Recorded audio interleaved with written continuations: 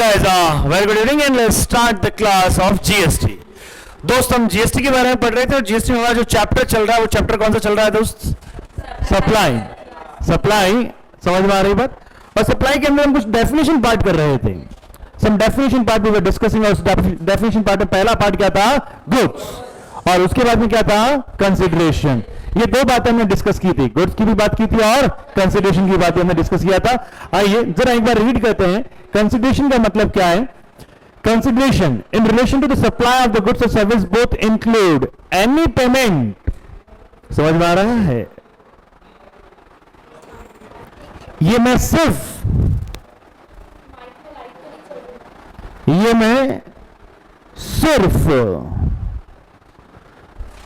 Read कर रहा हूं, उसको हमने अंडरस्टैंड कर लिया है. ठीक है, चलिए. तो एनी पेमेंट मेड और to be made whether in money और otherwise in respect of, in response to. ये किसके लिए? गुड्स. ये किसके लिए? हम ये मान के चल रहे हैं बाकी प्रभु की इच्छा. ये फॉर द इंड्यूसमेंट. इंड्यूसमेंट का डेफिनेशन हमने कल डिस्कस किया था. For the inducement of the supply. अब सप्लाई किसकी रे? गुड्स की या सर्विसेज की या दोनों की. वेदर. अच्छा, वो पेमेंट कौन कर रहा है? Whether by the recipient. Recipient का मतलब जो गुड्स और सर्विस को रिसीव कर रहा है, और बाय एनी अदर पर्सन. ए बेबी, ए बाबू, ध्यान रख. But shall not include. What not include? Subsidy given by CG और एसजी. सीजी और एसजी. समझ में आया? टुकड़ों में बांट के हम इसको टुकड़े टुकड़े करके हमने इसको याद किया. Divide and rule, divide and learn. That's it. Clear? हाँ जी, आगे बैठे साहब आप. आज सेकंड, ये इसका फर्स्ट पैरा था ना. सेकंड में क्या था? The monetary value.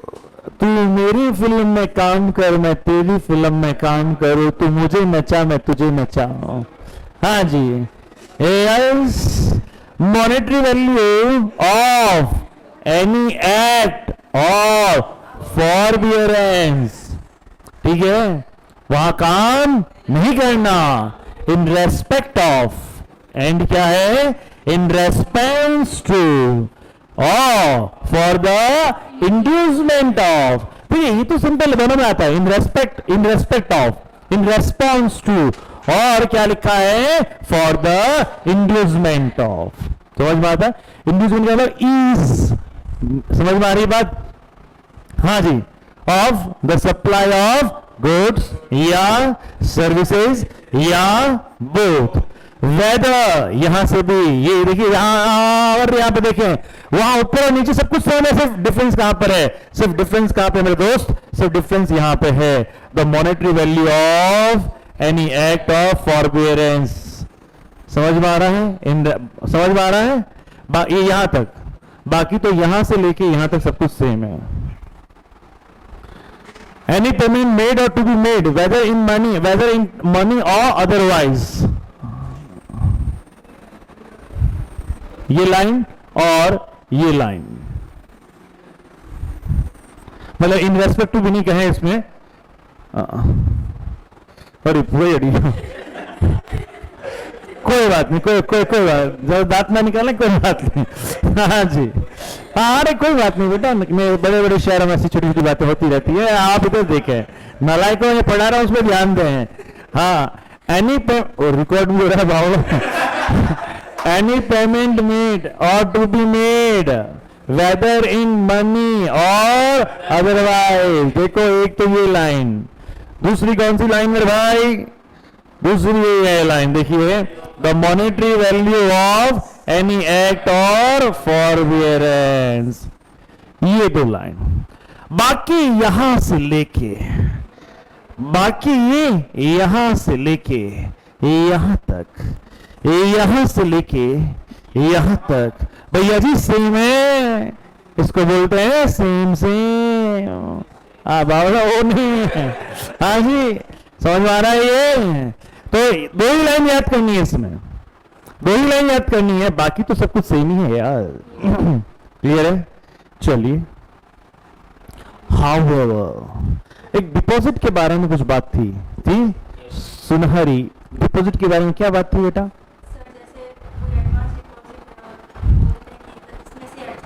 हाँ, वो सब इसको आप वर्डिंग्स में कैसे लिखोगे? A deposit can be a consideration only when it will be finally adjusted against payment. कैसे बोलेंगे इसको? A deposit can be consideration only when it can be adjusted against final payment. समझ में आ रहा है ये चीज? क्लियर है? वही बात यहाँ पे दी गई है। However, पढ़ तो बालिके। हाँ तो ये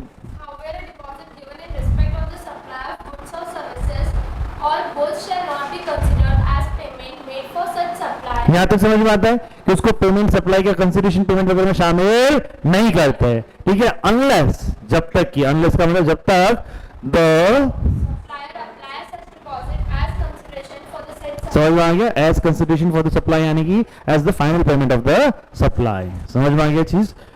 कोई डाउट है भैया इसमें? चलिए साहब, ये हमने डिस्कस कर लिया था। Any doubt in this? ठीक है। उसके बाद में हमने एक्शनेबल क्लेम्स हमने नहीं देखे थे, अभी हम उसमें नहीं जाएंगे। मनी, यस हनी, मनी देखते हैं साहब। नेक्स्ट डेफिनेशन क्या होगा हमारा? Money, because everyone require money. अब मनी होता क्या है? अच्छा, मनी कागज का टुकड़ा है साहब। क्या हर कागज का टुकड़ा मनी है? नहीं, लेकिन मनी कागज का टुकड़ा है। क्यों? क्योंकि उसको लीगली ऑथराइजेशन मिला हुआ है, लीगली उसको ऑथराइजेशन मिला हुआ है। आज गवर्नमेंट कहते हैं कि जो भी शिवानी ने साइन किया है और इसने जो अमेंडमेंट लिखा है ये मनी माना जाएगा साहब। गवर्नमेंट ऑफिशियल गजट में अनाउंस कर दे कि शिवानी की फोटो लगी है, नीचे अमाउंट और साइन, तो क्या माना जाएगा? मनी। गवर्नमेंट ने कह दिया साहब ये पुरानी मनी वापस होगी और ये सबको नई मनी देगी, शिवानी देगी साहब। अब आप बताओ क्या ये मनी बन जाएगी क्या? बिल्कुल बन जाएगी। क्यों? क्योंकि गवर्नमेंट का ऑथराइजेशन है। कुछ जमाने में पहले आपको 1000 रुपए से बड़ा प्यार हुआ करता था, ठीक है? अब वो 1000 रुपया अगर हो, हाँ, अगर आपके पास में 1000 की गड्डी मिल जाए तो खुश हो गया, दुखी हो गया? दुखी होंगे साहब। अरे पहले क्यों नहीं मिली? क्या समझ में आ रही है बात? हाँ जी।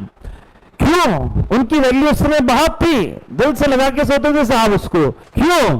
क्योंकि उसको ऑथराइजेशन, उसके पास में पावर था। और आज की डेट में वो एक कागज का टुकड़ा है। अब हाँ, अब उसमें 1000 की भुंगली बनाओ,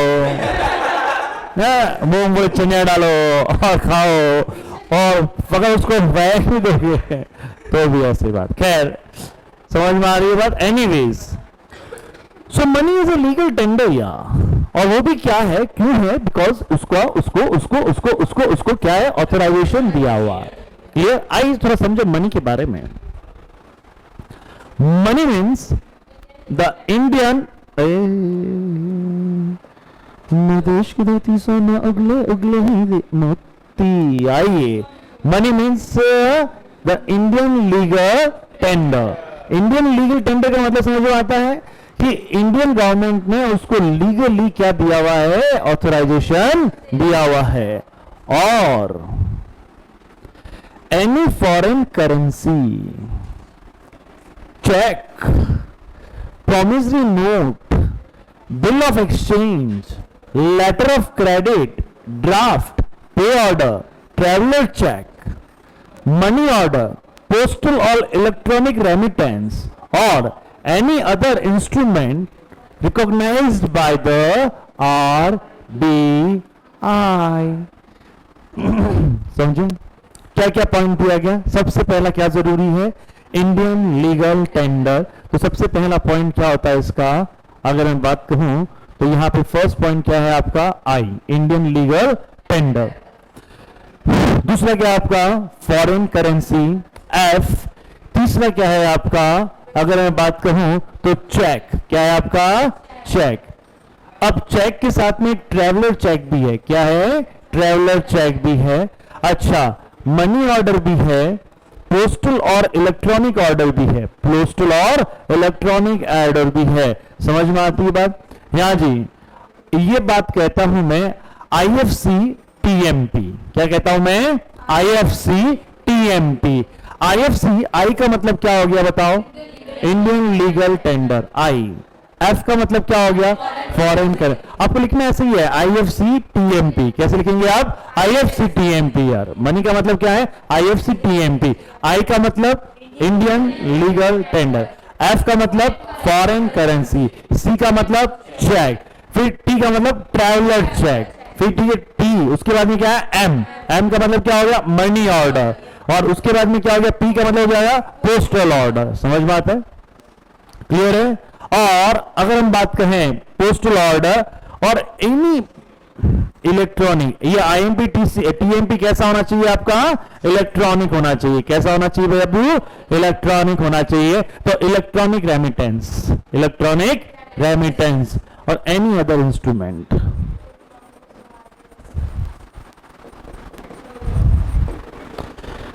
समझ में आता है? क्या है भैया, IFC TMP और क्या आपका electronic, any other electronic remittance, electronic remittance और एनी अदर इंस्ट्रूमेंट। समझ में आती है? वो इंस्ट्रूमेंट किसके द्वारा रिकॉग्नाइज होना चाहिए, RBI के द्वारा रिकॉग्नाइज होना चाहिए। यहां पे तो, यहां तक की डेफिनेशन में तो बताया गया क्या चीज है। यहां तक की डेफिनेशन में क्या बताया, मनी क्या चीज है। अब आगे उसके बारे में बताया जा रहा है व्हेन वो यूज हो रहा है। कैसे यूज हो रहा है, as a consideration to settle अच्छा एन ऑब्लिगेशन। क्या मतलब, वो चीज जो मैंने आपको बताया यहां पे, क्या मैंने बताया आपको, TFC TMP, TFC बताया क्या, आई, हाँ जी, यहां पे क्या बताया, IFC TMP। ठीक है, और उसके बाद में क्या है, EA। ये समझ में आया, क्या हुआ, IFC TMP EA। समझ में आ रहा है कि वापस बोले, IFC TMP EA।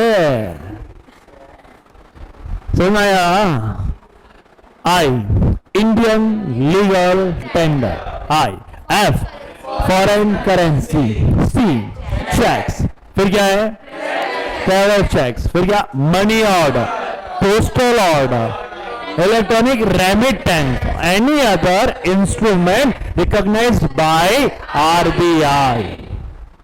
समझ में आता है चीज? ए भाई मनी का मतलब समझ में आया? मनी का मतलब 8 चीजें हैं साहब। यू अगर लाइन में लाइन देखोगे ना तो याद करके हम भूल जाओगे। अपना क्या है,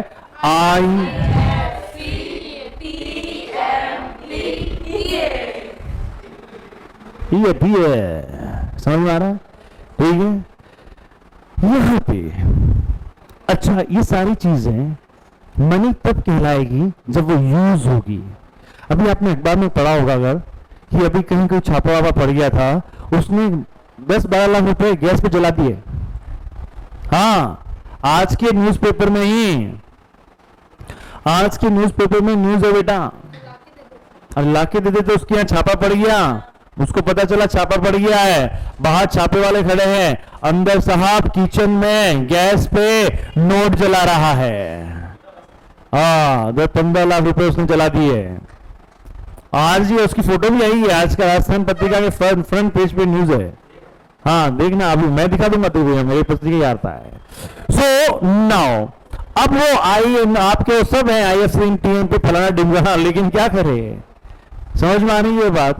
तो दैट इज क्या हुआ, मैनेजमेंट तो, हाँ जी पागल हो क्या हाँ जी, ठीक है। व्हेन यूज्ड, वो सब यूज हो रहे हैं किसमें, एज ए कंसीडरेशन। कंसीडरेशन में यूज होता है तो किसके लिए यूज होता है, टू सेटल एनी ऑब्लिगेशन और exchange with Indian legal tender of another denomination. समझ में आता है बात? वापस, मनी का मतलब क्या है? आई, ये बावली ये क्या कर रही है? क्या क्यों क्या कहां से कहां ले जा रही है? IMC,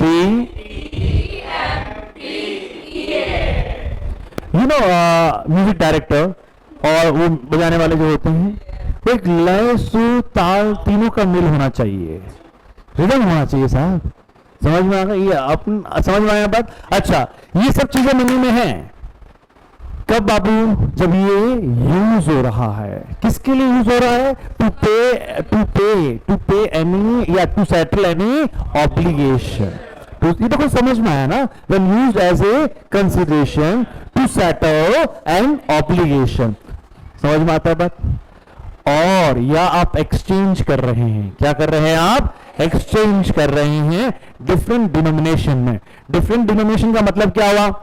आपके पास में 2,000 के नोट है, आपने 2,000 मेरे से लिए, नहीं क्या मेरे को दिए, और मुझसे 500 के 4 नोट ले लिए, तो क्या हो गया? डिफरेंट डिनोमिनेशन में आपने उसको चेंज कर लिया। समझ में आती बात? आपके पास में इंडियन करेंसी है, मेरे पास में फॉरेन करेंसी है, आपको फॉरेन करेंसी चाहिए, आपने इंडियन करेंसी दी और फॉरेन करेंसी ली। समझ में आ गया बात? Different denomination. क्लियर है? समझ में आता है ये चीज? तो यहां पे इस सब चीजों के लिए अगर आप यूज करते हैं तो उसको हम क्या बोलते हैं? उसको हम क्या बोलते हैं बेटा? क्या बोलते हैं? मनी बोलते हैं। क्या बोलते हैं? बल्कि ध्यान दें, but shall not include, but shall not include any currency that is held for its, क्या लिखा है? हाँ जी, अरे पहले पढ़ो सही फिर बताऊंगा ये क्या होता है। न्यूमिस, हाँ जी, इट्स ए न्यूमिस्मैटिक वैल्यू। ये न्यूमिस्मैटिक वैल्यू क्या होता है? ये क्या बला है? देखो, आपने सोचा होगा, समझा होगा कि लोगों को करेंसी कॉइन को इकट्ठा करने का शौक होता है। काफी लोग पुराने जमाने में अगर आपने देखा हो तो पुराने जमाने में चांदी के, सोने के सिक्के चलते थे, वो करेंसी हुआ करती थी। आज भी किसी के पास में जो पुराने सिक्के मिल जाएंगे, ठीक है, तो वो रखा है उन्होंने, उसको as a what we can say that the antique चीजों को संग्रह करना, उसको कलेक्ट करना, इकट्ठा करना। समझ में आ रही है? अब वो उसको अपने पास में इकट्ठा करके रखा हुआ है, लेकिन वो एज ए करेंसी के रूप में इकट्ठा करके नहीं रखा हुआ है। उन्होंने पुरानी ओल्ड करेंसी को अपने पास में इकट्ठा करने का उनका क्या है? शौक है। क्या है बेटा? शौक है। लेकिन उन्होंने वो शौक है उनको, लेकिन बेटा उसको उन्होंने क्या नहीं किया हुआ है? उसको उन्होंने एज ए करेंसी के रूप में यूज नहीं कर रहे हो। आज भी तुमको किसी के पास में पुराने 500 का नोट मिल जाएगा, पुराने 1000 का नोट मिल जाएगा, और हो सकता है कि आने वाले टाइम में वो 1000 का नोट 5000 में बिके, ओल्ड करेंसी। ठीक है, आज की डेट में भी तुम्हारे पास, तुम्हारा किसी के पास में 54, 58, 5 पैसा 10 पैसा मिल जाएगा। समझ में आया? तो वो सारी चीजें हैं। भले ही मनी कभी कोई जमाने में मनी थी, लेकिन आज की डेट में अगर आप किसी भी इन सब चीजों को अगर आप कैसे संग्रह कर रहे हैं, आप उसको हेल्ड कर रहे हैं, किसके लिए हेल्ड कर रहे हैं? For its numismatic value. का मतलब क्या? इसका मतलब क्या होता है? आप उसके मनी की वैल्यू के लिए उसको कलेक्ट नहीं कर रहे हैं, उसको उस तरह से नहीं रख रहे हैं। आप किसके लिए रख रहे हैं? कि जैसे जैसे पुराना होगा इसकी वैल्यू और बढ़ती जाएगी। समझ में आ गया? तो अगर आप उस वे से, उस नजर से रख रहे हैं, तो फिर उस चीज को मनी में काउंट नहीं करेंगे। क्लियर? कोई जमाने में जो पुराने नोट हैं, सपोज बहुत पुराना नोट है भैया, उसकी वैल्यू जैसे 5 रुपए, 5 का पुराना सिक्का, अगर 5 का बहुत आपसे अगर 50 साल पहले का 5 का सिक्का है, तो 5 का सिक्का आज 500 में बिकता है, तो उसकी वैल्यू 5 रुपए है क्या? नहीं साहब। समझ में आ रही ना बात? तो क्या आपने उसको एज ए मॉनेटरी वैल्यू रखा है क्या? नहीं साहब। आपने तो उसको फिर क्या मान लिया? एज ए गुड्स मान लिया एक तरह से। उसकी क्या वैल्यू है? वो तो न्यूमिस्मैटिक जो है, न्यूमिस्मैटिक वैल्यू के रूप में आप उसको देख रहे हैं। पुरातात्विक यानी एंटिक पीस की वैल्यू के रूप में आप उसको देख रहे हैं। समझ में आया चीज? क्लियर है? Any doubt? चलिए, मनी समझ में आया आपको? तो मनी के अंदर क्या लिखेंगे आप, क्या क्या इंक्लूड हो गया आपका? IFC, PC, IFC, TMP और इलेक्ट्रॉनिक और EA और ये करके फोटो पेंसिल घर पे लिखे हैं, ठीक है, और इसी स्टाइल में लिखे हैं। चलिए नेक्स्ट लिखे,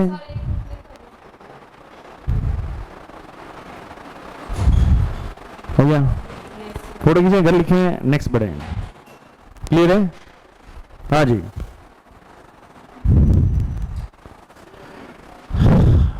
सर्विस, नेक्स्ट डेफिनेशन पढ़ेंगे हम लोग किसकी? सर्विस की। आइए सर्विस की डेफिनेशन पढ़ते हैं। भाई सर्विस में क्या बोला? सर्विस में बोला एनीथिंग अदर देन गुड्स। क्या बोला वो? Anything other than goods.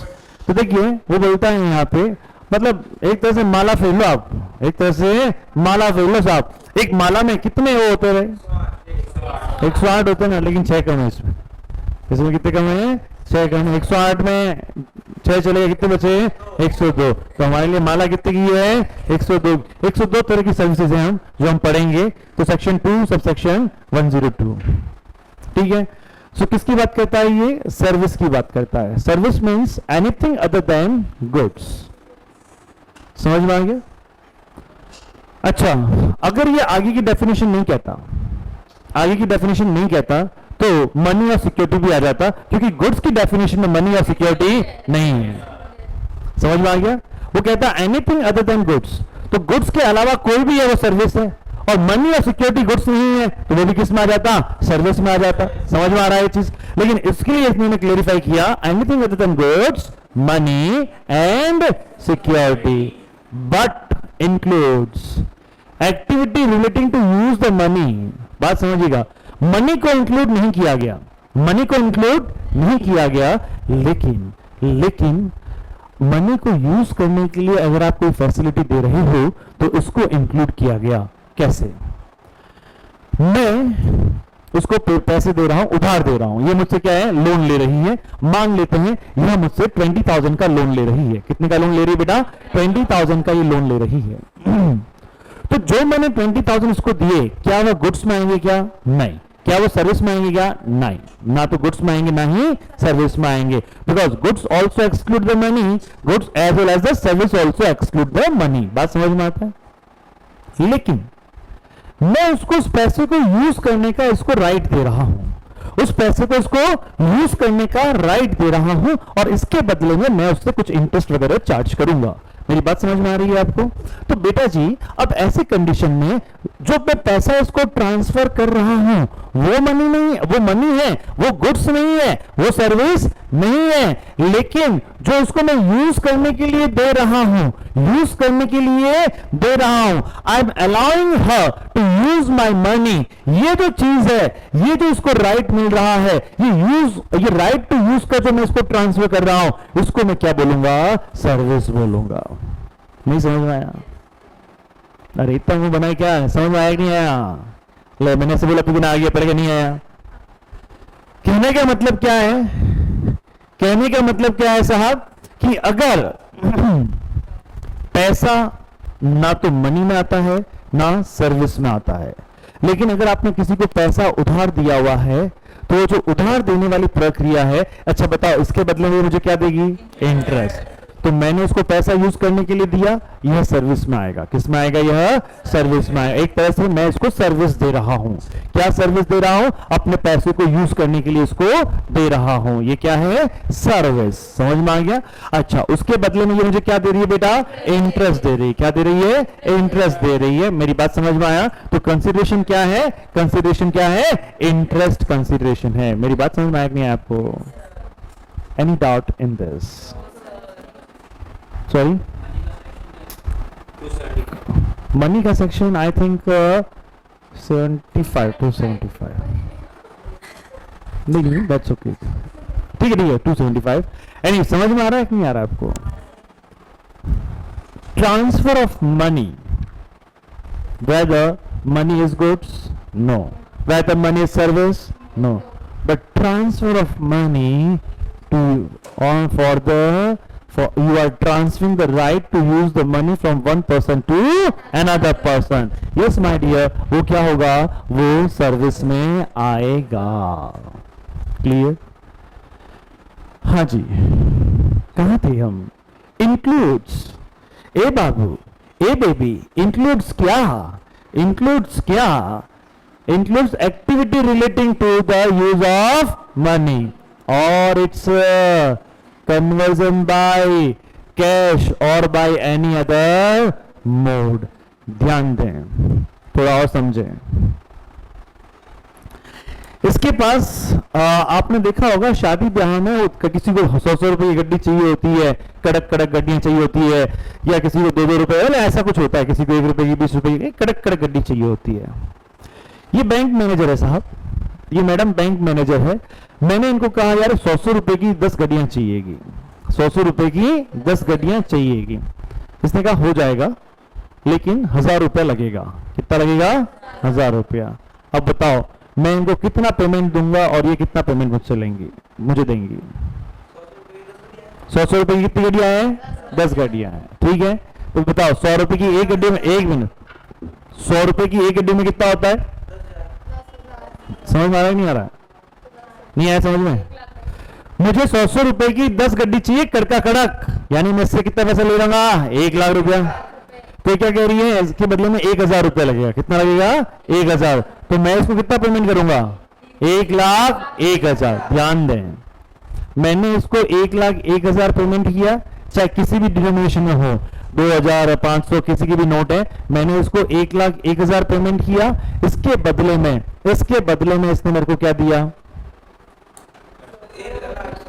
जैसे मेरे को नोट चाहिए, कड़का कड़क नोट चाहिए, एकदम हरे हरे हरे होते हैं, नहीं ब्लू ब्लू, हाँ ब्लू ब्लू नोट चाहिए एकदम, है ना? आज ब्लू है, पानी पानी, है ना बेटा?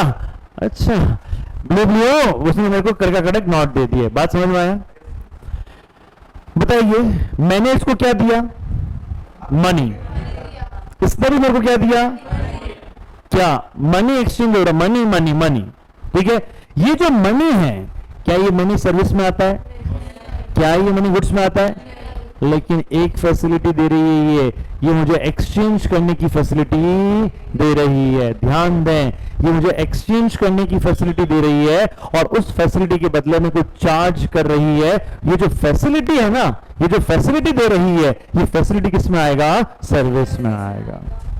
समझ में आ रहा है? Money itself is not a goods और service, but use of money, exchange of money in for a consideration, use of money or exchange of money for a consideration, वो बेटा किस में आ जाता है? सर्विस में आ जाता है. क्लियर है? कोई डाउट? हाँ जी, वापस पढ़ेंगे एक बार. मनी, एनीथिंग अदर देन, ठीक है, includes activity relating to use of money, उधार देना, or its conversion by cash or any other mode from one form, currency or denomination to another form, currency or denomination. समझ में आ गया? अच्छा, ये तो चेंज तो हो गया, लेकिन इसके चेंज के लिए मुझे क्या चाहिए? For which a separate consideration is charged. Clear है? मैंने इसको 1 लाख का दिया, मैंने इसको 1 लाख रुपया दिया और इससे मैंने 100 रुपए की गड्डियां ले ली. बताओ, कुछ भी चार्ज वार्ज नहीं है. बताओ कुछ सर्विस में आएगा क्या? नहीं, कोई भी एक्स्ट्रा चार्ज नहीं है. ये फॉरेन एक्सचेंज करती है, फॉरेन करेंसी एक्सचेंज करती है. फॉरेन करेंसी एक्सचेंज का मतलब पता है ना, जहां पे अगर अपन फॉरेक्स चाहिए, सपोज अगर आप बाहर जा रहे हो तो आप क्या देते हो? इंडियन करेंसी देते हो, रुपीज वगैरह लेते हो. समझ में आ रहा है ये चीज? तो साहब मेरे को क्या चाहिए इसको? अगर मैं देखता हूं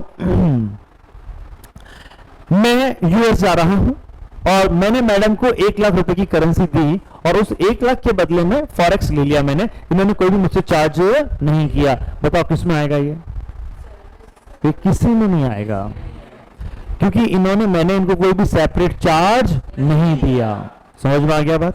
अच्छा, अब इन्होंने मुझसे 1,01,000 रुपए लिए और 1 लाख रुपए की फॉरेक्स दी.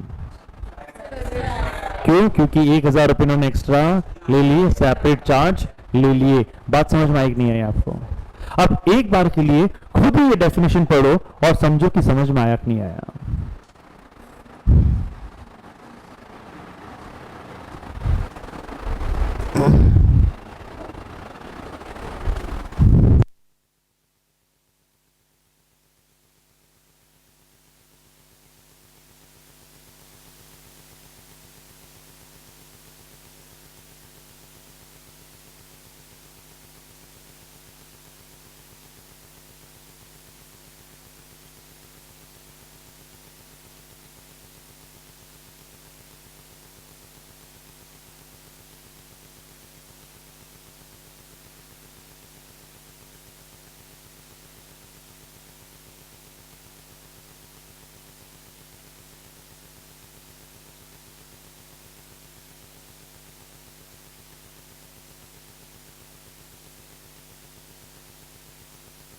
हाँ जी वालेकुम, समझ में आया आपको? ये क्लियर है ये पॉइंट?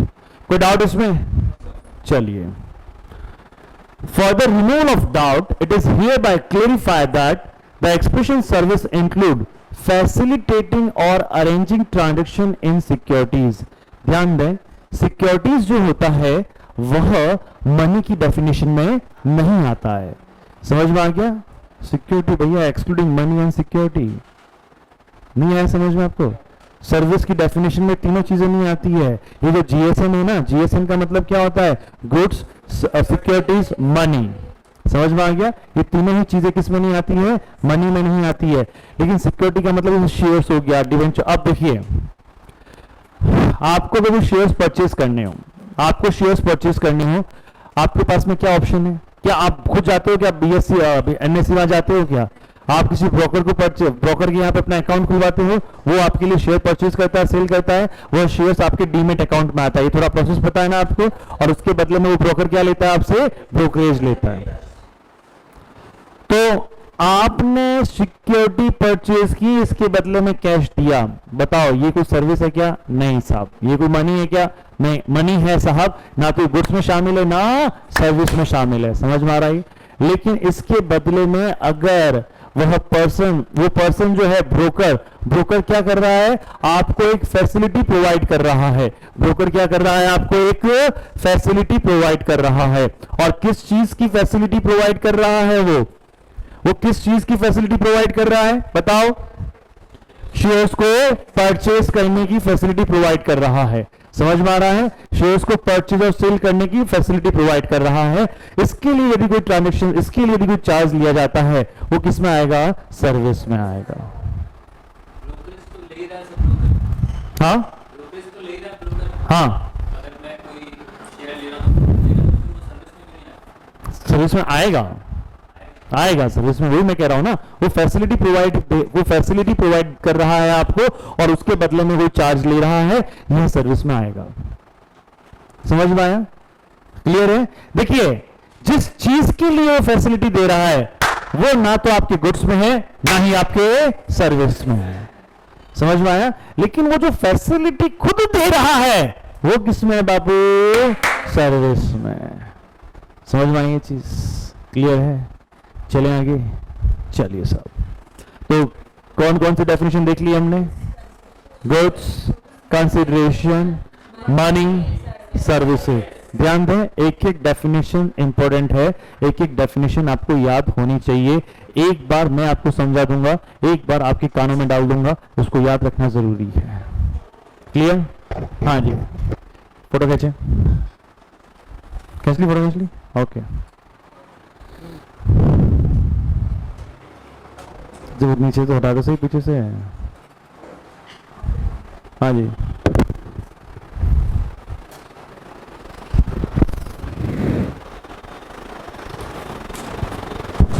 क्लियर है भाई?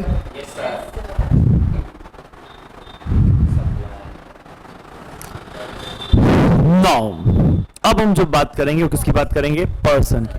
डेफिनेशन किसकी होगी हमारी? पर्सन की। सेक्शन है 284। सेक्शन क्या है? 284। 84 लाख योनियां होती हैं। जो जैन है उनको ये पता होगा कि 84 लाख तरह के जीव जंतु पाए जाते हैं। धर्म में लिखा हुआ है 84 लाख तरह की योनियां हैं। तो इसमें यहां पे सेक्शन क्या आपका 284, सेक्शन क्या है आपका 284, समझ में आया? सेक्शन है आपका 284।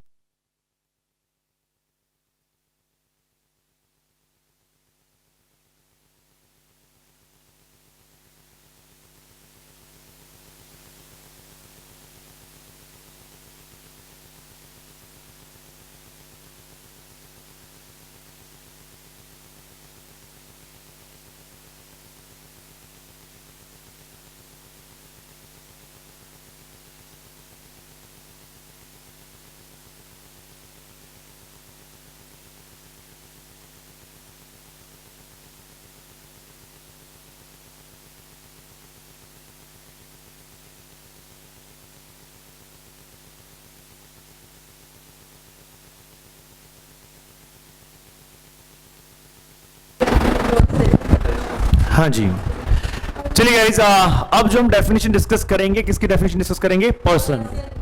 बहुत सिंपल डेफिनेशन है पर्सन की डेफिनेशन। सेक्शन क्या है आपका 284, सेक्शन है 284 और पर्सन की डेफिनेशन। आइए चलते हैं आप और हम मिलके किसके पास में?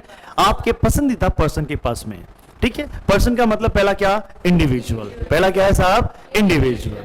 दूसरा क्या है? HUF। तीसरा क्या है? कंपनी। सिंपल सी बात है, इंडिविजुअल यानी आप और हम, पैदा हुए हम लोग। ठीक है, क्या ऊपर से कोई टपकता है क्या? भगवान ने भेजा? ऐसा कोई नहीं होता है। वी ऑल आर देयर, हाँ जी, ह्यूमन बींग्स, यस, और उसमें इंडिविजुअल। ठीक है, HUF हमारा संयुक्त हिंदू परिवार किस में आता है? HUF में आता है। कंपनी, कंपनी भी किस में आती है आपकी? देखिए पर्सन का, देखो समझो, हम अकेले चले, अकेले चले, धीरे धीरे अकेले चले, अकेले चले तो हमारे साथ में हम अकेले ही चल पड़े, इंडिविजुअल।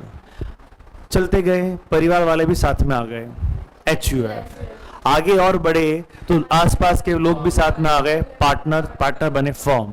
ठीक है, और चले चलते गए LLP, फॉर्म का दूसरा नाम ही क्या है? LLP, limited liability partnership. थोड़ा और चले, कारवां बनता गया, थोड़ा और चले, कारवां बनता गया, कंपनी। क्या साहब? कंपनी। यहां तक बातें समझ में आती? चलो उसकी बात की बात देखते हैं। कंपनी को हम क्या कहते हैं? Artificial person. तो एक तरह से उसको हम बोल सकते हैं बॉडी ऑफ इंडिविजुअल। ठीक है, body of individual, association of person. बात समझ में आया? चलो यहां तक देखिए, अकेले चले थे हम, इंडिविजुअल, क्या पैटर्न है? अकेले चले थे, इंडिविजुअल, और आगे बढ़े, परिवार वाले साथ आए, HUF, अड़ोसी पड़ोसी साथ आए, पार्टनर। पहले अरे अकेले हो, पार्टनर बनाओगे कि नहीं बनाओगे, या जिंदगी में अकेले रहोगे? पार्टनर पहले क्या है? हाँ, वो तो बेटा अकेले आए, अकेले जाओगे, पर यहाँ पे कुछ कर्म कांड करके जाओगे। हाँ, समझ में आया? यार देखो रिकॉर्डिंग। हाँ जी, सुन, क्या क्या था अपना? क्या था? अकेले चले थे, इंडिविजुअल, घर वाले साथ आ गए, HUF, अड़ोसी पड़ोसी, पार्टनर, चलते गए, लिमिटेड लायबिलिटी, LLP, समझ में आ गया? आगे चले, कारवा बना, कंपनी। कंपनी को हम क्या बोल सकते हैं? Body of individual, association of person. आइए कुछ और देखें। इंडिविजुअल समझ में आया? याद आया? अरे कौन क्या इंडिविजुअल क्या? अब मुझे नहीं पता कौन याद आया भैया, वो तुम जानो। किसको याद कर रहे हो, नहीं कर रहे हो? अरे अरे अरे, खुश हो रही हो, कोई तो याद आ रहा तेरे को है? हाँ, चलिए, अरे सॉरी सॉरी, ये क्या हुआ? अरे अरे समझ गया, थैंक यू थैंक यू। हाँ जी, क्या है आपका? इंडिविजुअल। फिर क्या है? फिर क्या था? फॉर्म। फिर क्या था? फिर क्या बन गया? कंपनी। कंपनी को हम क्या बोल सकते हैं? UP, association of person, body of individual. अच्छा, association of person, body of individual का मतलब क्या होता है? बॉडी ऑफ इंडिविजुअल का मतलब क्या होता है? जिसमें जैसे हम सब यहाँ पे जितने भी 15-20 लोग हैं, हम सब लोगों ने क्या किया? मिलके हमारा एक ग्रुप बना लिया। ठीक है, समझ में आ गया? अच्छा, अब बताओ उस ग्रुप में सब लोग इंडिविजुअल है या नहीं है? तो ये इंडिविजुअल का एक ग्रुप बन गया, इसको बोलते हैं बॉडी ऑफ इंडिविजुअल। समझ में आ गया कि उस बॉडी के अंदर, उस ग्रुप के अंदर सब लोग क्या है? इंडिविजुअल ही है। हाँ, very good, broadcast list, WhatsApp का ब्रॉडकास्ट लिस्ट, समझ में आ गया? उसमें सारे इंडिविजुअल के नाम रहते हैं। क्लियर? हम अपने ग्रुप को बड़ा करते हैं, हम कहते हैं इस ग्रुप के अब कोई दूसरा कोई मेंबर बन सकता है, और भी लोग मेंबर बन सकते हैं। अब कौन मेंबर? अगर कोई कंपनी चाहे तो हमारे ग्रुप का मेंबर बन सकती है, अगर कोई पार्टनरशिप फर्म चाहे तो हमारे ग्रुप का मेंबर बन सकती है। समझ में आ गया? तो अब वो ग्रुप और डेवलप हो रहा, बड़ा हो रहा है, तो उसको हम क्या बोलते हैं? Association of person. दोनों में फर्क समझ में आया आपको? बॉडी ऑफ इंडिविजुअल और एसोसिएशन पर्सन में फर्क समझ में आया? बड़ा कौन होता है? एसोसिएशन ऑफ पर्सन, क्योंकि उसमें इंडिविजुअल भी है, उसमें सब कुछ है भैया। बॉडी ऑफ इंडिविजुअल में तो सिर्फ एक ही है, ठीक है? Association of person mix vegetable, clear? और बॉडी ऑफ इंडिविजुअल किसी एक मतलब वेजिटेबल नहीं, अपन नहीं कह, अपन क्यों अपने आप को आलू बोला है? बालू, क्योंकि उसमें तो अपन आप और हम है, तो इसलिए। ठीक है, समझ में आया चीज? चलिए, फिर क्या है? एनी कॉर्पोरेशन एस्टेब्लिश्ड बाय या under any central state or provincial act or government company as defined in section this one। तो देखिए, गवर्नमेंट कंपनी को मैं यहां से हटाऊं, क्यों? क्योंकि वो ऑलरेडी किस में कवर्ड है? कंपनी में कवर्ड है। समझ में आया? यहां पे तो एनी कॉर्पोरेशन, कॉर्पोरेशन को भी मोस्ट प्रॉब्ली हम कंपनी में डाल देते हैं, लेकिन फिर भी यहां पे अलग दिया हुआ है, any corporation established by CGSG. क्या लिख सकते हैं इसको? Any corporation established by CGSG. CG का मतलब और एसजी का मतलब, समझ में आ गया? हाँ जी। Any body corporate incorporated by और under the law of a country outside India. हालांकि मैं इसको भी कट करता हूं, क्यों? क्योंकि ये भी किस में आ गया? कंपनी में आ गया। तो यहां पे तो इनका कहने का मतलब क्या होगा? इनका कहने का मतलब होगा वहां पे इंडियन कंपनी होगा, यहां पे फॉरेन कंपनी होगा। लेकिन हम तो वसुधैव कुटुंबकम की भावना लेके चलते हैं। समझ में आया? वसुधैव कुटुंबकम, पूरा विश्व ही हमारा परिवार है। समझ में आ गई बात? हाँ जी, यस सर। आइए, समझ में आया ये? चलिए, अब a cooperative society registered under any law relating to cooperative societies. सीधी सी बात है, यहां पे हम क्या लिखेंगे साहब? Cooperative society. चलिए देखें यहां तक की बातें हमको याद हुई या नहीं हुई। आइए मेरे साथ में चलते हैं। फर्स्ट, देखिए, अकेले थे, चलिए, ठीक है। अब आप ये ना सोचें सर अकेले थे चले ऊपर पहुंच गए, कुछ हुआ ही नहीं सर, ऐसा ना कहें सर, इसके बीच में कोई रहा ही नहीं। सबको साथ में लेके चलेंगे, ठीक है? फर्स्ट इंडिविजुअल, फिर फैमिली एचयूएफ, फिर पार्टनरशिप, फिर कंपनी। कंपनी को क्या बोल सकते हैं? एओपी और बीओ, ठीक है? और उसके बाद में any corporate established by CG और SG, any corporate establish outside India. हालांकि इसको अलग से कर रहे हैं, लिख रहे हैं, समझ रहे हैं, लेकिन मेरे हिसाब से किस में आ जाता है? कंपनी में आ जाता है, ठीक है? हाँ जी, किस में? अरे आ रहा है कोऑपरेटिव सोसाइटी। समझ में आ गया? वो कोऑपरेटिव सोसाइटी किसने बनाई? लोकल अथॉरिटी ने बनाई। किसने बनाई? लोकल अथॉरिटी ने बनाई। लोकल अथॉरिटी पे कौन राज करता है? सीजीएसजी। तो ये देख, कोऑपरेटिव सोसाइटी, लोकल अथॉरिटी, सीजीएसजी। समझ में आ गया? अब सीजीएसजी हमेशा ध्यान रखना जी, सीजी का मतलब, हाँ जी, ठीक है, हाँ जी, ठीक है।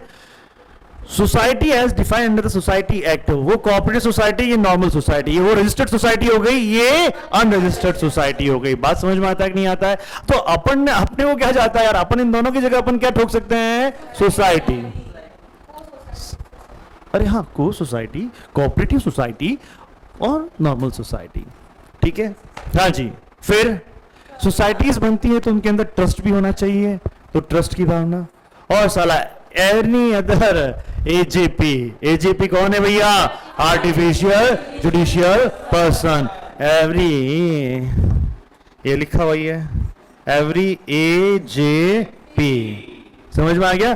ऐसा एजेपी जो ऊपर नहीं आया। चलिए देखें, समझे, दिमाग में इतना समझ। अरे मेरी फोटो बाद में खींचना। अरे अरे मैं समझा, हाँ, अरे समझ गया भाई, मेरी फोटो क्या करेगी तू?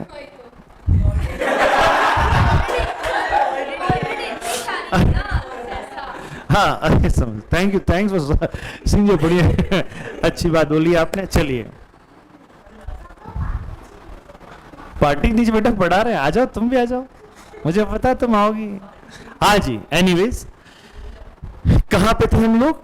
पर्सन की डेफिनेशन में। पर्सन की डेफिनेशन का सेक्शन 2 सबसेक्शन 84, क्योंकि 84 84 लाख तरह की योनियां हैं जो हैं, और 84। चलिए साहब, एक ले चले थे।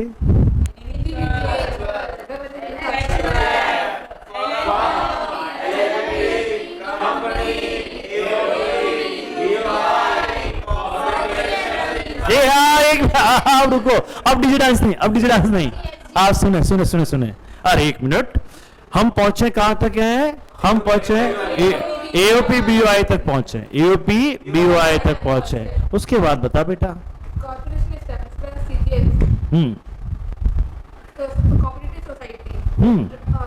कोऑपरेटिव सोसाइटी किसने बनाई? लोकल अथॉरिटी ने। अरे क्या है? लोकल अथॉरिटी ने, ठीक है। लोकल अथॉरिटी पे कौन राज करता? सीजीएसजी। सीजीएसजी पे क्या चाहिए? हाँ जी, सीजीएसजी पे क्या चाहिए? सोसाइटी, ठीक है। सोसाइटी में क्या होना चाहिए? ट्रस्ट। साला कौन बच गया? एनी। याद हुआ कि नहीं हुआ? आप एक काय का थैंक यू, साला थैंक यू बोल रहा है। हाँ पैसा दे, थैंक यू काय का बोलेगा। आइए बेटा, आइए, समझ में आया चीज? फोटो खींचो, फोटो खींचो, फोटो खींचो। Artificial judicial person not following above, ये कंपनी वगैरह सब चीजें है ना, ये सब क्या है? एक तरह से जुडिशियल पर्सन है, आर्टिफिशियल पर्सन है। समझ में आ रहा है? जुडिशियल का मतलब क्या होता है? एक तरह से जिसमें, जिस पे हम क्या कर सकते हैं? अधिकार के लिए जिस पे हम दावा ठोक सकते हैं। समझ में आ गया? और जुडिशियल अथॉरिटीज जो होती हैं वो होती हैं हाई कोर्ट, सुप्रीम कोर्ट्स वगैरह, वो भी होती है। तो ये क्या कह रहा है? इन सब के अलावा, इन सब के अलावा यदि कोई और बच गया हो ना, वो यहां पे आएगा, ठीक है। अरे हाँ प्लीज प्लीज प्लीज, तू कम भाई साहब, आप ये देखें क्या अच्छी है, मंद बुद्धि बालक लग रहा है। अच्छी आई है, छेरी लपट पड़ेगी अभी। हाँ जी, समझ में आया कि नहीं आया? एक डेफिनेशन और हो जाए ना बेटा, कोर्स ही नहीं होगा अंदर। अगर मैं घर छोड़ने चलूंगा तो जो चिंता कर रही है।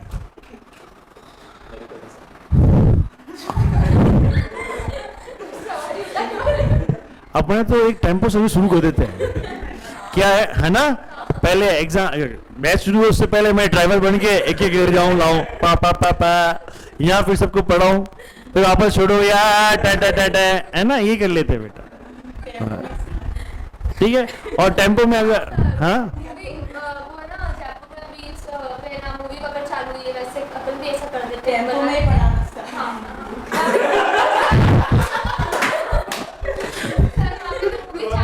अरे हाँ, कोई बात नहीं।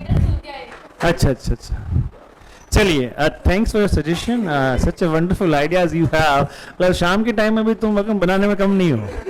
हाँ जी, आइए आइए, अब हम क्या कहते हैं? अब हम क्या कहते हैं? हाँ जी, अब हम बात करते हैं किसकी? सप्लाई की। सेक्शन 7, जिसका था हमको इंतजार, वो घड़ी वो पल आ गया मेरे यार। सेक्शन 7 पढ़ने का दिल बेताब था साहब वो पढ़ाने के लिए, और वो दिल बेताबी दूर हो चुकी। आइए सेक्शन 7 की बात करेंगे। सेक्शन 7 सब सेक्शंस में बटा हुआ है। सेक्शन 7 सब सेक्शंस में बटा हुआ है। आइए कुछ उनकी तरफ हम नजर दौड़ाएं, समझ में आए नहीं आए गया साइड में, लेकिन पहले हम देखेंगे समझेंगे। तेज लग के हुआ बेटा? हाँ, वो कान दुख रहा है, तेरे कान सही लाल लाल हो गया। और तो पहले बोलती, अरे चलिए यहाँ पे ये रिकॉर्डिंग अपलोड नहीं होगी वैसे। हाँ,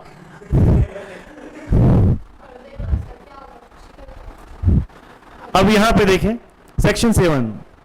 सेक्शन 7 का क्या है? ये किसकी बात करता है? आपका meaning and scope of supply, purely ये CGST एक्ट 2017, समझ में आया? सारी बातें, ये जो सेक्शन 2 भी हम पढ़ रहे हैं, ये किस एक्ट से पढ़ रहे हैं बेटा? CGST एक्ट 2017 पढ़ रहे हैं। सॉरी बेटा, पूरा 7 सप्लाई पे है। समझ में आ गया?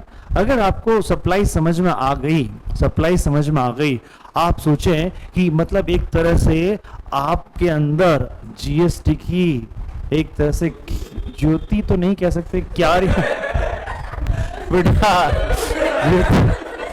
ज्योति, और उसमें फिर तेल तुम डालते रहना, वो चलाए रखना, ठीक है? ज्योति को हमें मशाल बनाना है और वो लेके ही दौड़ना है, ठीक है?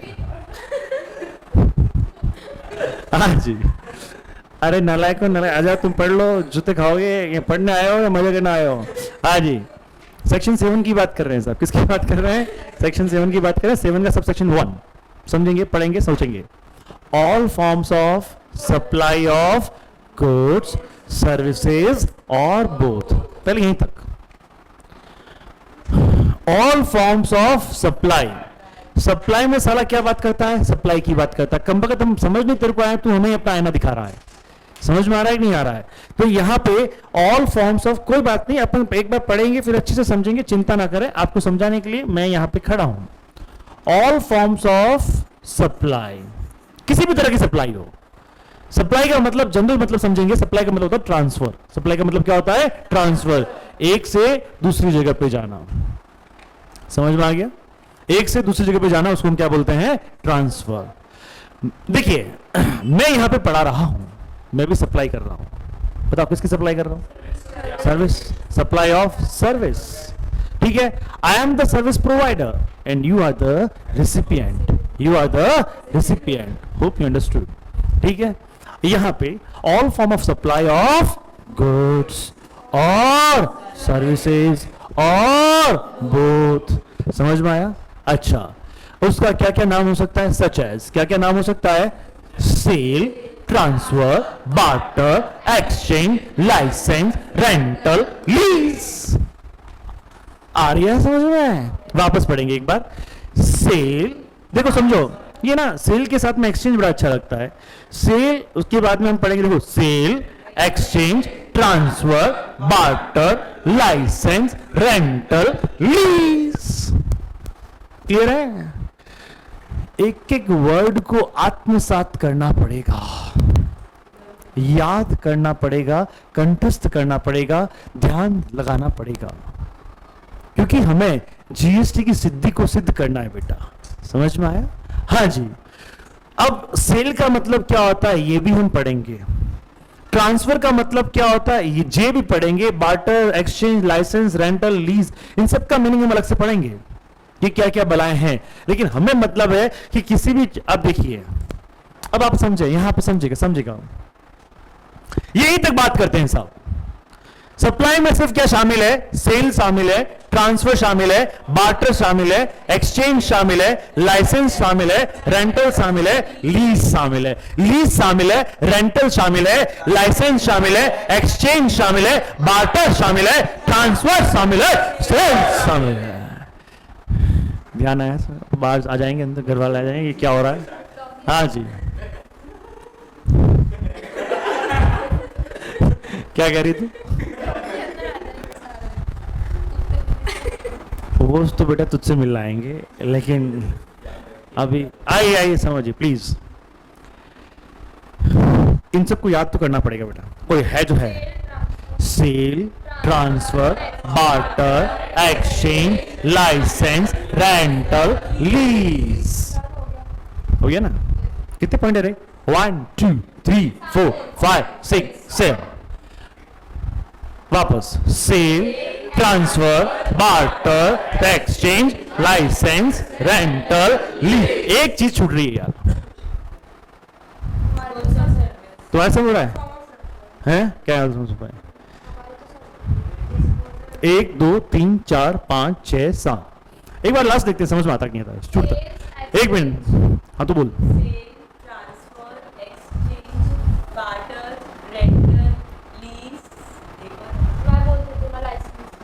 सही हुए, 7 है कुल तो। वापस बोल तो। Sales, exchange, transfer, barter, licence, lease, rental. Sale, transfer, barter, exchange, rental, lease, license. बाकी हो गए, कहाँ हो गए, मार्टर नहीं सारा। हाँ जी ठीक है, एनीवेज बोल। Sale, exchange, barter, license, rental, lease, ठीक है, देखो आप समझे, cell exchange transfer barter, cell exchange transfer barter, ये तो अपना यहाँ पे अगर मैं बात करूं यहाँ पे मेरे को तो क्या क्या पसंद आता है, देखो सेल है, एक्सचेंज है, ट्रांसफर है, बार्टर है, ठीक है, समझ में आता है। हाँ हाँ बेस्ट बन जाएगा कोई, अरे यार बस बिल्कुल ये देखो बेस्ट बना लो, कोई दिक्कत नहीं है, ठीक है। चलिए देखा, होशियार वही तो यहाँ पढ़ गया है बेटा, गजब, यही तो बात है। बेस्ट, यहाँ पे क्या हो गया, बेस्ट, बेस्ट में किस उसको ठोक दिया भैया हमने, सेल को, ट्रांसफर को, बार्टर को, एक्सचेंज को, ये हो गया भैया बेस्ट, ठीक है। अब इसका क्या बनाओगे, ये तो, अरे एक मिनट पहले यहाँ तक तो याद करें। हाँ जी, ये क्या है आपका, लाइसेंस, रेंटल, लीज, ठीक है। हाँ जी, अब देखें, आइए अब ये एक बार बेस्ट लिख लेंगे अपन, ठीक है, चलिए। और समझे, disposal made or agree to be made for a consideration by a person in the course or furtherance of business. हमें इस लाइन का कोई मतलब समझ में नहीं आया, लेकिन हमने लाइन याद कर ली, ठीक है। तो देखिए छोरी ने ठीक कहा, क्या बनेगा, एक तो क्या बन जाएगा, बेस्ट बन जाएगा, आओ यही तो बात। हाँ जी, best, DSLR, barter, exchange, sale, transfer, डिस्पो, लाइस, ये क्या है यहाँ पे, एस का मतलब क्या होगा, हाँ जी, हाँ एस, ठीक है। DSLR नहीं है, DLLR है, अपना नया कैमरा है, अपना अपना है DLLR, ठीक है। बेस्ट DLLR है साहब, DLLR क्या, अपना खुद का कैमरा है, समझ में आया। तो आज की कहानी में इतनी ही बातें, ठीक है। कल फिर आप कहानी सुनेंगे मुझसे। अब इसमें क्या फोटो, क्या किसकी फोटो खींचेगी, हाँ थैंक यू।